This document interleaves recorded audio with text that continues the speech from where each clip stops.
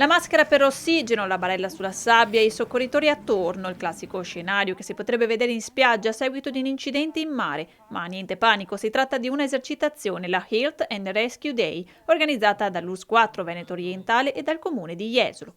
Un'attività che rientra in quelle promosse dal programma Bandiera Blu e che coinvolge i 246 comuni che hanno ricevuto questo importante riconoscimento, tra i quali appunto anche la località balneare dell'Adriatico. Sull'arenile dei Pioppi è stato simulato uno degli eventi critici più frequenti sulle spiagge e che spesso vede protagonisti i giovani, il classico trauma causato da un tuffo azzardato, spesso da scogli o pontili, frutto di una scarsa considerazione della profondità dell'acqua.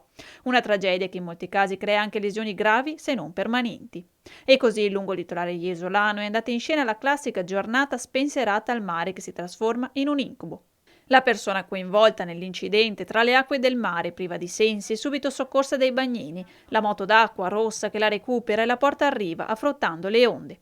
E lì, sulla battigia, le prime cure, la stabilizzazione del paziente, manovre fondamentali che hanno visto collaborare così, come avviene nella realtà, infermieri e medici del SUEM 118 e il personale di salvataggio. A stagliarsi sulla sabbia il rosso e il giallo fluorescente delle casacche, la barella, l'oro della coperta termica e in lontananza il suono delle sirene che si intensifica sempre più. I soccorritori hanno così trasferito il paziente in un'ambulanza per il trasporto verso il più vicino ospedale.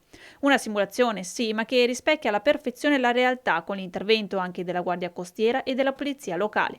Un'iniziativa questa organizzata in occasione della Giornata Mondiale della Prevenzione dell'Annegamento che mira proprio ad evidenziare il profondo impatto che può avere sulla salute e ad offrire strategie preventive salvavita.